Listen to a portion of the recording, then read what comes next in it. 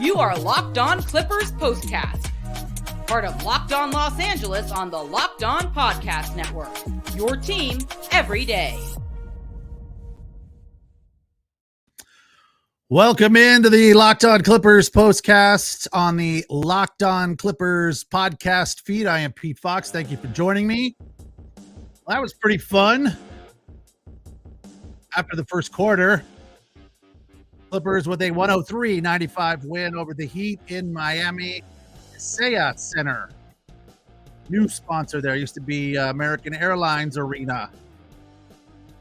Clippers, another ugly start. Come on now. This is getting old. How come we can't play 4 quarters? I am Pete Fox, covering sports in LA since 2007 for ESPN LA and NBC Sports Radio.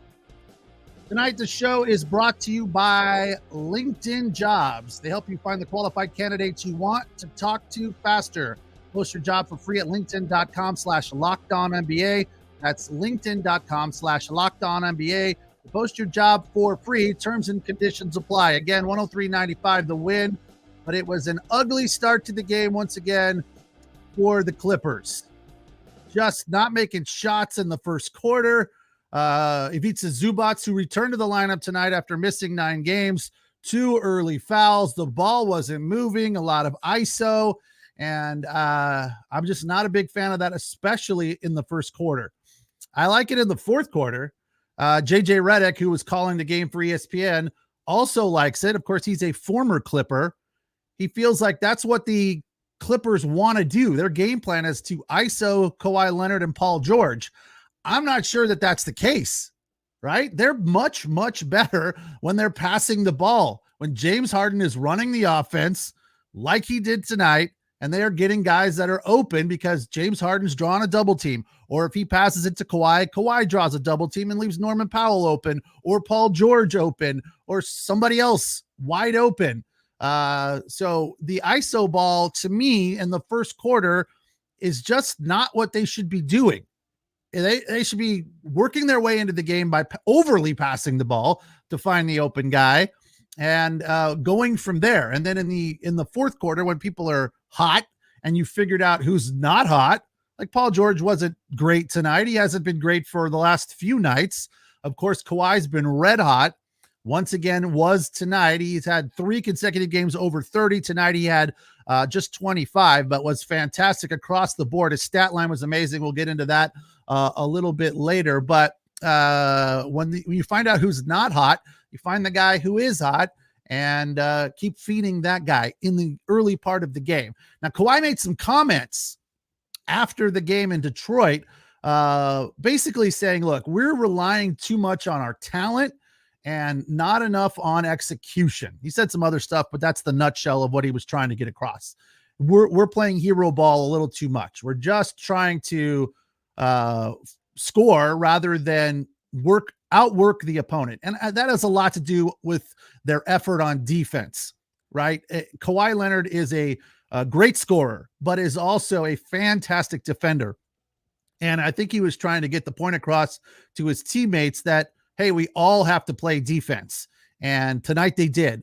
Once the first quarter was gone and they got back into this game and got rid of the ugly start, I thought possibly, teams that are on the road for a long road trip like this was game 6 of the 7-game roadie. It ends tomorrow in Atlanta.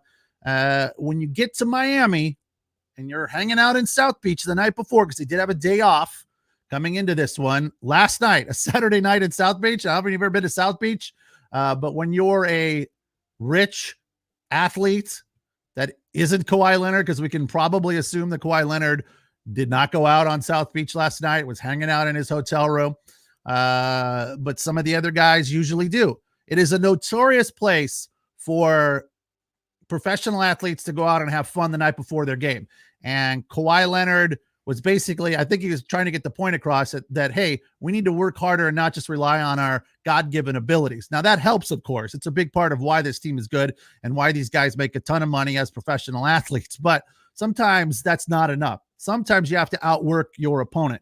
And it felt like tonight at times they got the message and were playing some fantastic defense. Again, like the two previous games in DC and Detroit, it took the halftime tongue lashing from Kawhi, potentially from the coaching staff. It's hard to say who was giving that tongue lashing. It's usually the coaching staff. But after the halftime intermission, they come out in the second half and they are much better. And tonight, again, they were. They started out with a 5-0 run in the third quarter. Harden hit a clutch three off a catch and shoot, which is a little different for him. He had a big night, by the way. I haven't mentioned Harden's numbers yet, but he was fantastic. Played 42 minutes, 7 of 13, hit 5 threes for 21 points. And a few of them were catch and shoots, which is not his normal thing. He's more of an ISO guy that is a master at drawing fouls and getting an open look when he's got 1 or 2 or 4 hands in his face. And then, he does that. I don't want to call it flopping, but it is within the rules. And people that don't like James Harden will probably call it flopping. I was describing it to a colleague a couple of nights ago as to how brilliant he is drawing those fouls. But the way I described it was it's kind of like flopping, because when he gets that foot underneath him, he immediately just crumbles and falls to the ground to draw that foul. Now, they've changed that rule over the past few years where when you close out on a guy shooting a 3 or a 2 for that matter, but generally it's at the 3-point line and your closeout leaves your feet under his feet, that's a foul on the defender. You have to give him room to come down. And James Harden kind of kicks out that right leg a little bit when he shoots that up with his left hand. And when he comes down, he's like a wet sponge and gets the foul more often than not. He had 2 3-point and ones tonight, and we'll get to that when we get to the bucket list right after this. Thank you for joining me here on the Locked On Clippers Postcast, and thanks for watching us on the Locked On Sports LA YouTube channel, and of course listening on the Locked On Clippers podcast feed. All right, let's talk about LinkedIn Jobs right after I do this and remind you about LinkedIn Jobs. LinkedIn Jobs is a great place to find employees or to find work. And with the start of the new year here, every small business owner is asking themselves the same question. What's the one thing I can make? What's the one thing I can do this year that'll take my business to the next level through 2024? Well, LinkedIn Jobs knows that your success all depends on the team you surround yourself with. That's why LinkedIn Jobs has created the tools to help you find the right professionals for your team faster and for free. As I've mentioned before, my wife and I own a small little family-owned business here in the city we live in California, and it's growing. It's going very well, and it's growing, and we are trying to find, we have to find another employee to come in on the weekends and help us because we're so busy. So one of the many ways that we have reached out to find good, talented people is on LinkedIn Jobs. It isn't just another job board. LinkedIn Jobs has a vast network of more than 1 billion professionals, which makes it the best place to hire. Hiring is easy, and when you have that many quality candidates, so easy that 86% of small businesses get qualified candidates within 24 hours. Post your job for free at linkedin.com/LockedOnNBA. That's linkedin.com/LockedOnNBA to post your job for free. Terms and conditions apply. Also want to tell you about BetterHelp, because tonight's show is also sponsored by BetterHelp. Around the new year, generally, we try to find ways to make ourselves better, to improve ourselves. We feel compelled to come up with resolutions or 3 things we can do better to change or improve ourselves, instead of just saying, hey, we're doing a lot of things well, personally, professionally. Let's improve upon those things. And therapy can help you find those things to improve on rather than feeling the need to change everything. I've done therapy a few times over the years, and I've always found it to be very helpful, kind of organizing things in my brain that don't necessarily always make sense personally. Some things that frustrate me, things that anger me, communication issues, etc. And I've done it both in person and online, and it is relatively exactly the same. So don't feel like doing it online is worthless and not the same as being there in person. It is almost identical. Feels very, very comfortable, very, very similar. So if you're thinking of starting therapy, give BetterHelp a try. It's entirely online, designed to be convenient, flexible, and suited to your schedule. Celebrate the progress you've already made. You don't need to make a ton of changes. Just improve upon the things you're already doing right. Visit BetterHelp.com/LockedOnNBA today to get 10% off your first month. That's BetterHelp, HELP.com/LockedOnNBA. All right, our bucket list coming up here in just a little bit on the Locked On Clippers Postcast. Thank you for joining me here on the Locked On Clippers Sports LA YouTube channel. Funny story, my wife's son's son. So kind of like my grandson. It's my wife's grandson, but I am the step granddad, if you will. And yeah, I know I don't look that old, right? There's no way I'm a granddad to anybody. I agree with you. But anyway, he is he's 5-6 years old, loves YouTube. And I said, "Hey, Everest, I'm on YouTube." And he said, "No, you're not." It was like I told him I was in, a Marvel movie or something. I said, "Everest, I'm on YouTube. You got to check out the Locked On Clippers Postcast." And he's like, "No, you're not." So we looked one up and he was just in awe. It was so cool. He was like, "Oh my God, you're really on YouTube." And he was watching. He's not a huge sports fan, really. He likes the monster trucks and likes baseball a little bit, but not a big basketball fan or football fan just yet. But very impressed about the fact that Poppy Pete was on YouTube doing the Locked On Clippers Postcast. Clippers tonight with a 103-95 win. At times, you weren't really sure if they were going to be able to pull this one out. They started playing defense in the fourth quarter. Westbrook was doing his thing, came in at the 5-minute mark, provided energy, and of course, once again, things picked up. He was missing shots, but still playing D, giving the energy, changing the attitude. He was 2 of 9 for 5 points. Not a great stat line. He had 3 turnovers, missed 3 threes, hit 1, which was clutch at the time, and he had 2 assists. But he could still change the tone of the game just by being on the floor and coming. Tonight, it felt like when he's off, it's like he's dialed up to more than 100. Like his governor is broken. Sometimes he just goes too hard.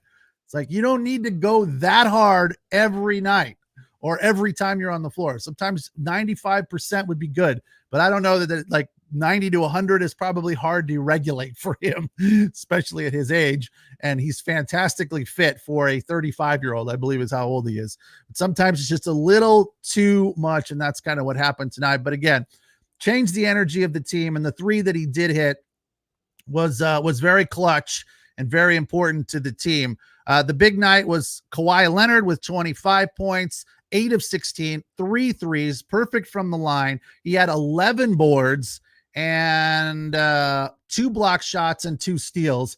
And most importantly, helped me get a win with my PrizePicks selection. I had 4 selections, and one of them was that Bogdanovich guy who we played against in Detroit a couple of nights ago, and he was shooting the ball very well. So I was like, his number to eclipse to go above was like 14, and he had considerably more against the Clippers a couple nights ago. And I'm like, he can make 14, no problem. Of course, he had 11, but I had a flex play where I could miss 1. So my 3 were points, rebounds, and assists for Harden and Kawhi.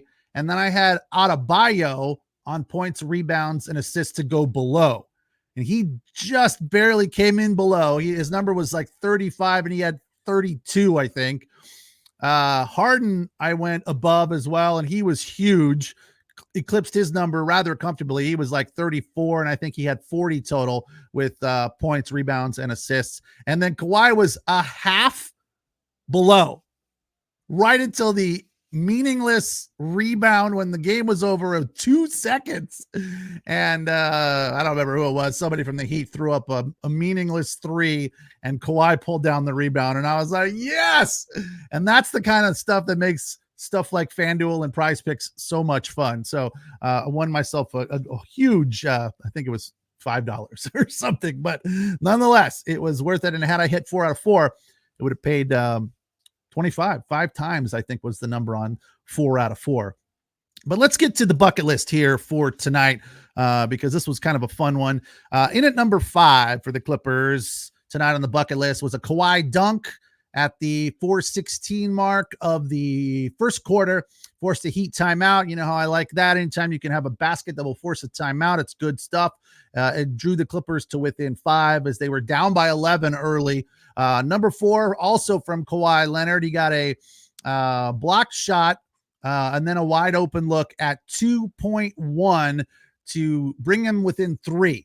So he blocked a shot and then the ball went out of bounds, I believe. And then an inbound pass to Kawhi right at the buzzer. I always like it when the Clippers score in the final seconds of a quarter, especially of the first half.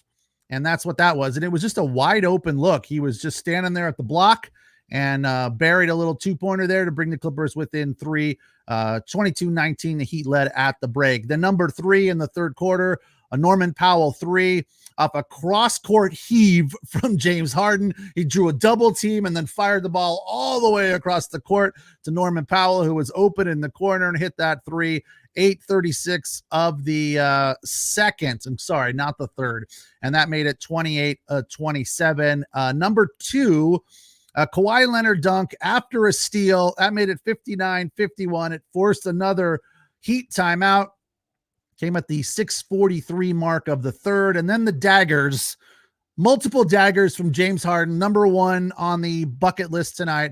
Harden had a 3 at the 5:53 mark to make it a 10-point advantage, and then backed it right up about 40 seconds later at the 5:18 mark to make it 91-78. It was a 3-pointer with the and one, but he missed the and one. And then a little bit later, he had another 3-pointer with an and one, which he did make. But James Harden tonight, the number 1 performer on the bucket list with 2 big dagger threes to make it a 10-point advantage in the fourth quarter there, 88-78. Not a high-scoring game, and the Clippers did a fantastic job in the fourth of keeping the Heat down. They only scored 28 in the fourth, and a lot of those were meaningless garbage buckets. They kept the game was basically over, and the Heat had only scored 18 in the fourth, so they were able to squeak out an extra 10. They played hard. They didn't go away.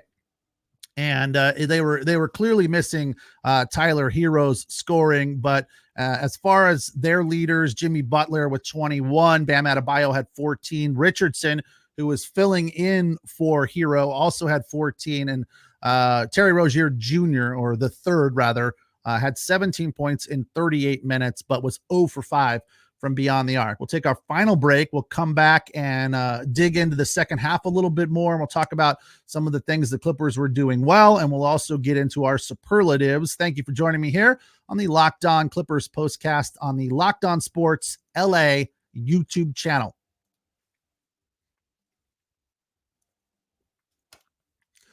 All right, we know that the Super Bowl is 7 days from today, 1 week away. So why not get to FanDuel and get in on the action? Right now, new customers get $150 in bonus bets guaranteed when you place a $5 bet. That's $150 in bonus bets, win or lose. Takes away the excitement, I guess, a little bit, but it probably feels really good to make a wager that you know you're not going to lose. Again, win or lose, you get a free $150 in bonus bets, and the app is so easy to use, and there are so many different ways to come up with a fun wager. Same game parlays. There's all kinds of different parlays in the Parlay Hub, the best way to find those parlays. And you can find all sorts of bets in the new Explore tab. So if you're looking for a specific player, go to that Explore tab and it will help you find that. So visit FanDuel.com/lockedon and make your first bet a layup. FanDuel, official partner of the NFL. All right, Clippers with a 103-95 win in Miami. Game 6 of the Grammy road trip. They're now 5-1. It was an ugly start. They shot 34% in the first quarter, then 39 at the break, but tied at 43 going into the break. And from there, they started to pull away, but still close after 3. They were only up 2. Miami didn't really go away. They kept banging, kept battling. Kevin Love made a couple of big threes, but that was it for him, just 6 points. Caleb Martin in 31 minutes was 5 of 9 for 11 points off the bench. But at the end of 3, Clippers led 69-67, had missed right at the end of the third quarter. They came out of the break with some energy and played well. But right at the end of the break, things went ice cold for them. They had missed 8 in a row. And Miami went on a 9-0 run right at the end of the third, start of the fourth to get back into it. Miami's tough in transition. It seemed like anytime the Heat were running the break, the Clippers were kind of on their heels and just couldn't deal with it really all that well. And I know Ty Lue will be looking at that and be pointing that out to them so they can improve their play defensively in transition, because I know he hates that when they don't defend well or play well in transition. So I think that all in all, this was a good win for the Clippers in spite of the Heat having won 2 in a row. Prior to the 2 in a row for the Heat, they had lost 7 in a row. So they're struggling a little bit to find out who exactly they are or whether or not they're a title contending team. There's obviously high hopes in Miami after being in the finals recently, 3 of the last 5 years. Is that right? Were they there last year as well against the Denver Nuggets? I feel like they were. So I can't quite remember. But anyway, there's high expectations for the Miami Heat down there in South Florida. So, when they go on a 7-game losing streak and then put back-to-back wins together, people are starting to feel like they're turning things around. And here come the Clippers, who are the hottest team in the NBA dating back to December 1st. Now 24-5. They're 33-15 overall. 1 game back in the Western Conference of both Oklahoma City and the Minnesota Timberwolves. 1 game back in the loss column as well. Both of those teams have tough opponents either tonight or tomorrow. So there is a chance the Clippers could be tied for the top spot in the Western Conference here real soon, but now 14-11 on the road. Something that I was trying to keep an eye on tonight a little bit. They didn't necessarily do it because they didn't need to, but in a pregame, Ty Lue was talking to Brian Seaman in the presser about going small and how they felt more comfortable that way. In spite of Zoo coming back tonight, they still play with the ability to go small if need be. And I think the opponent dictates that quite a bit. And when you've got a guy like Bam Adebayo on the other team, you don't necessarily go out of your way to play small. They did a few times tonight, but it wasn't a major push for them. But he did say that they have that ability and they're feeling more comfortable with the 3 bigs, Zubats, Plumlee, and Tice on the bench. He said we can have all 3 of those guys on the bench and feel pretty good about things. So the big push for Zubats tonight was not offensively, and I've talked a lot about Zoo's offensive play because it's very comfortable as a fan watching when he's got the ball in the paint. You feel like he's going to score more often than not. And tonight, 4 shots, made 2 of them.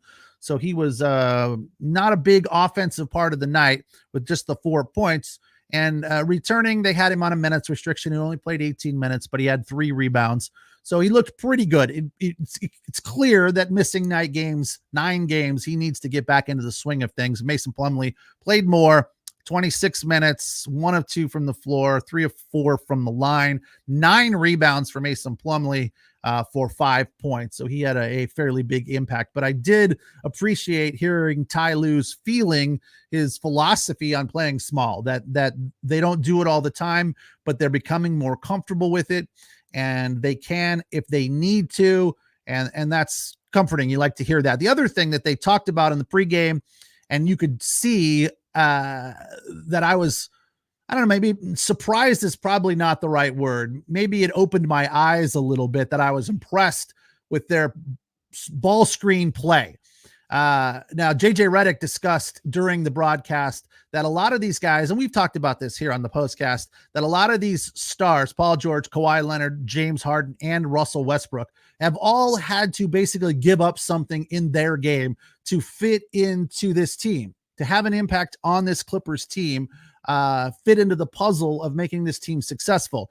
James Harden has probably made the most concessions along with Russell Westbrook not being a starter, but Kawhi Leonard and Paul George have as well. Something here and there, night to night, it's a little different, but they've all had to give up a little bit of something to make the team more effective. Some of all the parts kind of a philosophy. And one of the things that seems to work really well for them lately is Kawhi Leonard coming off the ball screen. And the thing I liked in the pregame when they were going through this breakdown was Kawhi Leonard coming off the screen without the ball has been very effective for them. Of course, that's something that is not a huge big deal for NBA teams, but more often than not, I mean, basic basketball 101, when you put a screen, it's for the guy with the ball. But what the Clippers are doing right now very effectively is the Plumlee or Zubats or Tice will come out to the point or the elbow and screen Kawhi Leonard for James Harden to feed him the ball. So Kawhi Leonard gets an open look, and it's working very effectively. Obviously, fairly basic, right? I've never coached basketball. I played as a freshman. I'm not a big-time basketball X's and O's nerd, but I understand basketball enough to know that how a screen and roll works, or a pick and roll, depending on how you want to call it. But I think it's a little bit more complicated and effective when you're screening the guy without the ball, because they're not sliding over to defend the guy who doesn't have the ball. They're defending the guy with the ball. And that's James Harden. And we know how good he is at passing. So he gets that open pass to Kawhi Leonard, and Kawhi Leonard bangs down that shot more often than not because he's so efficient. 8 of 16 tonight for 50%. In 35 minutes, he had 25 points and 6 of 6 from the line. As I said, his stat line was very impressive. We'll get to that here as we get into superlatives, as we are running low on time. Tonight, our best dancer who had the most threes. I said, whoever has the most threes will be the best dancer because, generally speaking, after you make your three, you do a little dance. Even James Harden does that. Tonight, our best dancer was James Harden, who had 5 threes on 9 attempts, 11 assists, and we know how effective they are when James Harden has 10 or more assists. He had a plus 10.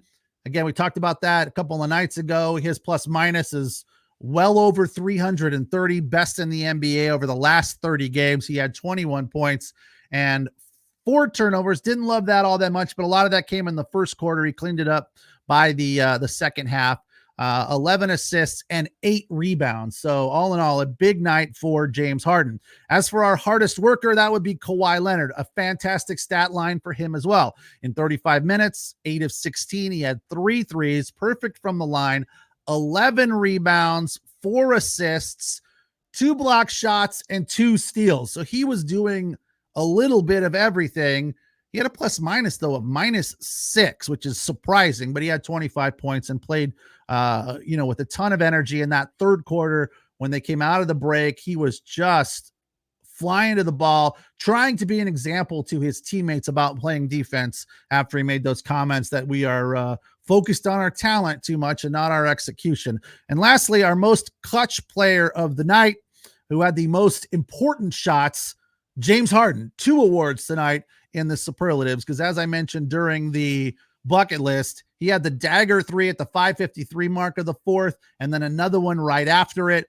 Had another 3 a little bit later with an and 1. So he was making very clutch shots down the stretch for the Clippers. Big night for him, and the Clippers won this game on the back of Leonard and James Harden. Not off tomorrow.